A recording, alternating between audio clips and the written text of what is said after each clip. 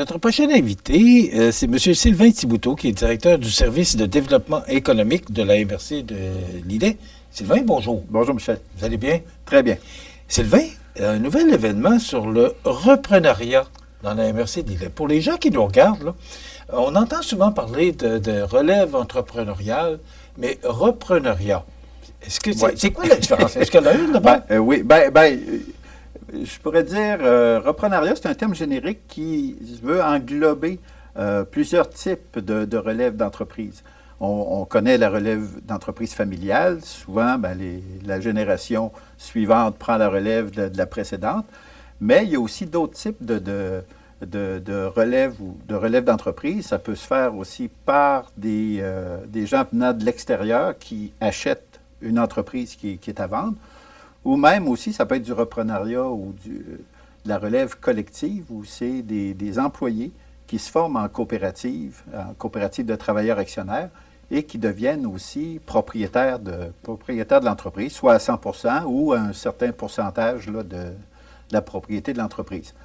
Donc, le reprenariat, c'est un nouveau terme, mais qui se veut englobant pour différents types de relève d'entreprise. Bon. On sait que c'est un nouvel événement, là, ça va avoir lieu prochainement, là, c'est le 26 septembre, là, à la vigie de Saint-Jean-Port-Joli. Pourquoi on fait ça? Est-ce que les entreprises ont de la misère à vendre? Est-ce que les entrepreneurs ont de la misère à vendre leur entreprise? Non, c'est pas le fait qu'il y ait de la difficulté, mais on veut sensibiliser aussi les cédants à se préparer, à préparer longtemps d'avance la passation des pouvoirs de l'entreprise. Je vous arrête tout de suite. Est-ce que les gens se préparent à ça? Bien, il y en a. Il n'y en a pas beaucoup. Selon les statistiques, on parle de 40 des cédants n'ont pas de plan de relève. Donc, il y a quand même un 60 là, qui se travaille, mais le 40 c'est encore beaucoup. Et on veut sensibiliser les cédants à ce qui est une préparation qui s'amorce de long terme, au moins 5 ans à l'avance, pour assurer la relève harmonieuse de l'entreprise. L'événement se fait en 2 temps.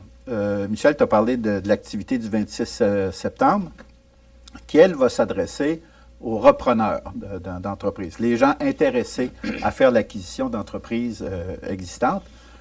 Mais au mois d'octobre, le 24 octobre, on va s'adresser aux cédants, justement. Alors, on le fait en 2 temps, cette activité de reprenariat, pour sensibiliser, donner de l'information. Il y aura des partenaires qui seront là pour offrir ou présenter leurs services, puis de sensibiliser les gens. Cette activité-là, en 2 temps, se fait aussi avec des partenaires. La MRC de Lillet n'est pas toute seule dans l'organisation de cet événement-là.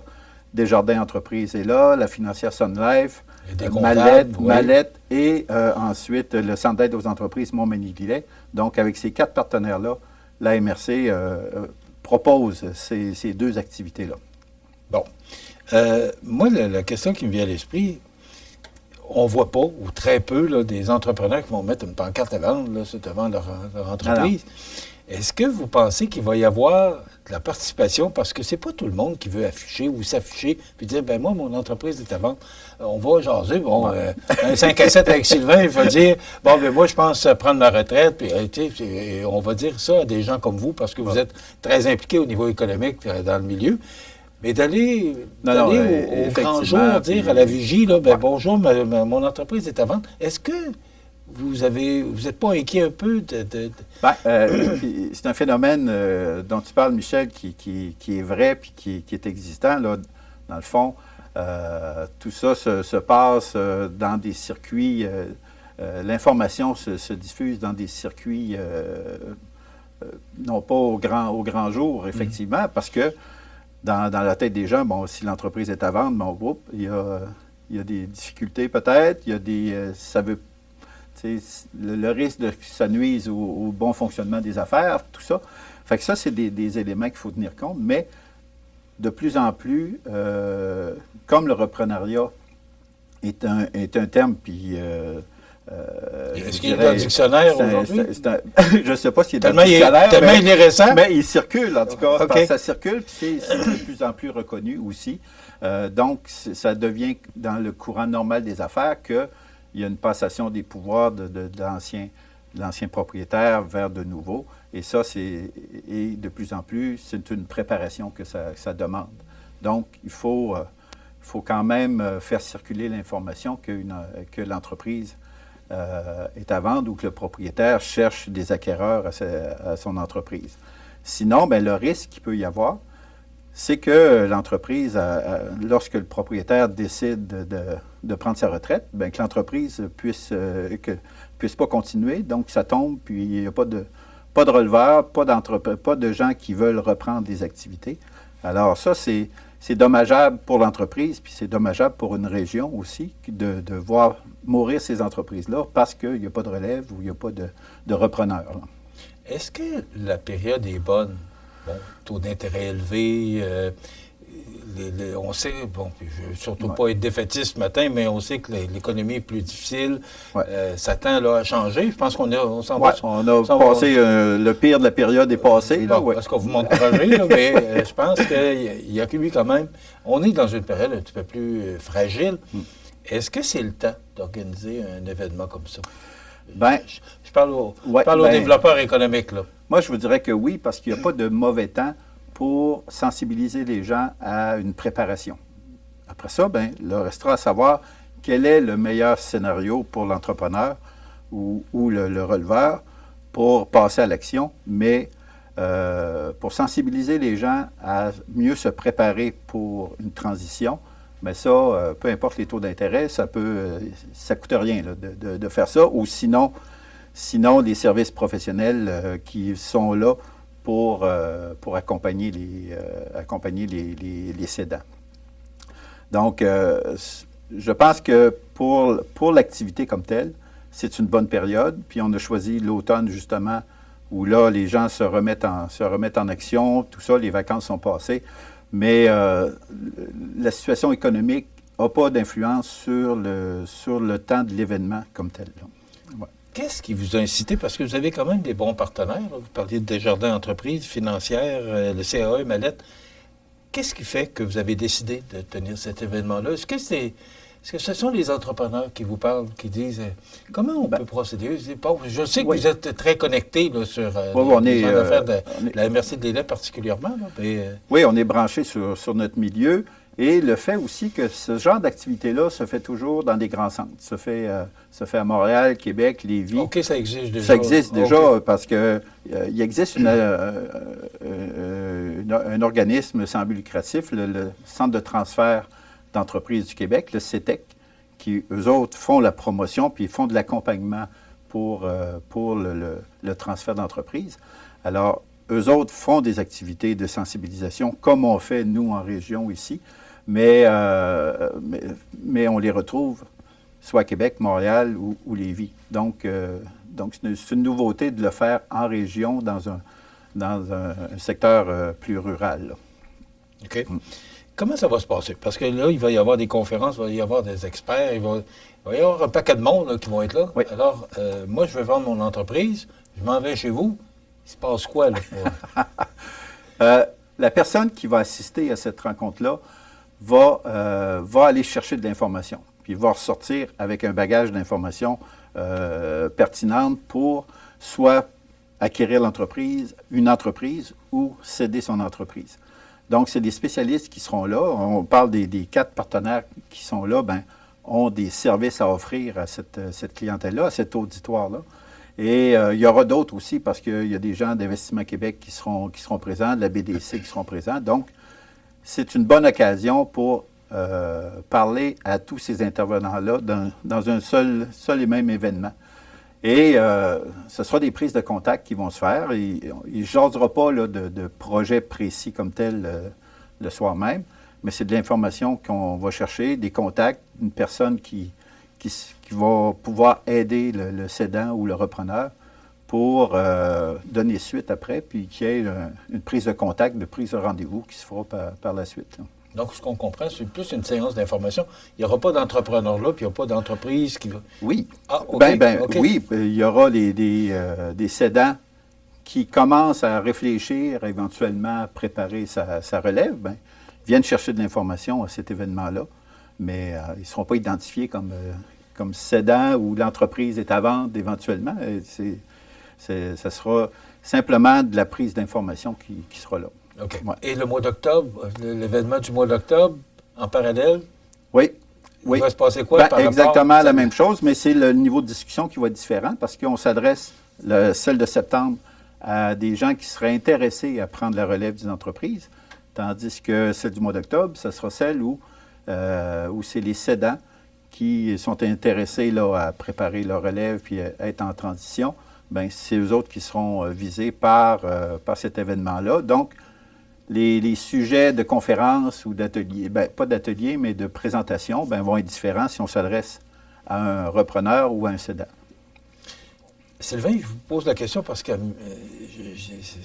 ça m'intéresse de connaître la réponse. C'est que, est-ce que vous avez des inquiétudes par rapport à la relève entrepreneuriale? Vous avez dit tantôt, on a peur que si l'entrepreneur n'a pas de relève, que l'entreprise ferme. Est-ce que vous avez des inquiétudes par rapport à ça? Est-ce que c'est arrivé, puis vous dites, là, il faut lever un drapeau blanc parce que... Oui, c'est pas généralisé, parce que les entreprises... Mais ça arrive. Mais ça arrive. Okay. Ça arrive parce que la préparation n'a pas été là. Est-ce que c'est juste à cause de la préparation? Non, pas nécessairement. Pas nécessairement. Il y a toute une panoplie d'événements. Fait que... On pourrait dire la préparation est un élément clé, mais c'est pas juste cet élément-là qui fait qu'une entreprise n'a pas de relève ou meurt une fois que le propriétaire a décidé de prendre sa retraite. Okay. Puis on regarde ça avec le vieillissement de la population, nos entrepreneurs aussi suivent les courbes démographiques aussi. Fait que il y en a de plus en plus d'éventuelles relèves qui se fera. Le CETEC, justement, le Centre de transfert des entreprises, ont sorti une statistique en 2021. C'était que 34 000 propriétaires d'entreprises songeaient à quitter les affaires dans un horizon de 5 ans. Alors, tout ça se transpose, puis plus le temps passe, plus le nombre augmente aussi de ces propriétaires-là qui désirent vendre leur entreprise. Là. Ça ne paraît pas beaucoup au Québec, mais c'est 34 000 quand même. Moi, je trouve que le chiffre est énorme. Oui, oui. Fait que, pour la grandeur du Québec, là, c'est vraiment impressionnant. Là.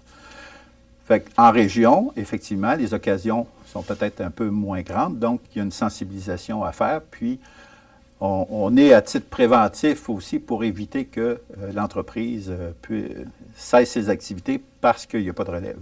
Ouais. Il nous reste 2 minutes, Sylvain. Je ne peux pas passer à côté du directeur du service de développement économique, lui poser la question de savoir comment se porte notre économie, particulièrement parce que vous êtes dans la MRC de Lillet. Comment ça va, notre économie? Comment se portent nos entrepreneurs, nos entreprises? Moi, je vous dirais que, en nuançant, le secteur manufacturier se porte très bien. Dans le secteur de la forêt ou du bois, c'est sûr qu'il y a un ralentissement de la construction puis tout ça, mais c'est une période d'accalmie, disons. Mais ça avec ça le va nouveau quand même. pourcentage aux douanes là, qui n'aide pas. Oui, effectivement.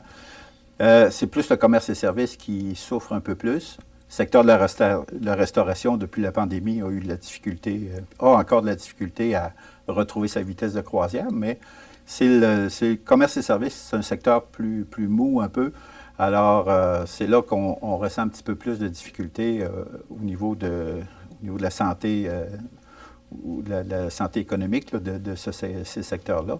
Mais pour ce qui est du manufacturier, puis on est chanceux, quand même dans nos régions, Montmagny, Lillet, on a quand même un bon bassin d'entreprises manufacturières qui emploient plusieurs milliers de travailleurs. Alors ça nous aide beaucoup. Là. Est-ce que la pénurie de main-d'œuvre se résorbe? Est-ce que ça va mieux?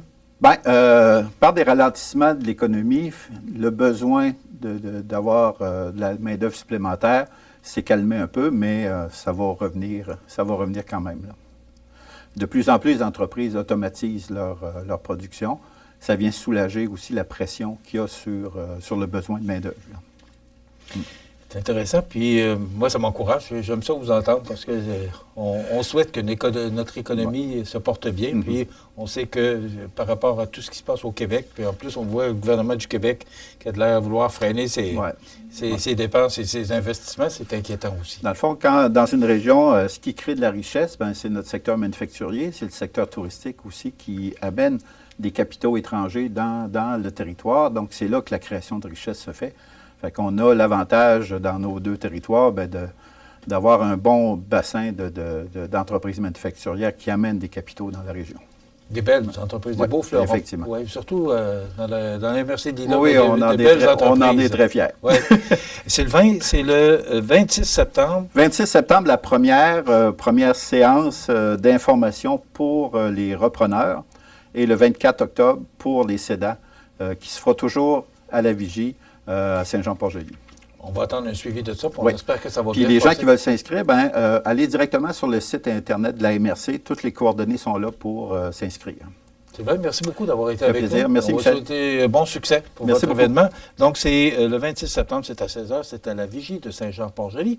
Voilà, Sylvain Thibouteau, directeur du service de développement économique de la MRC d'Ila. Merci beaucoup. Merci, Michel.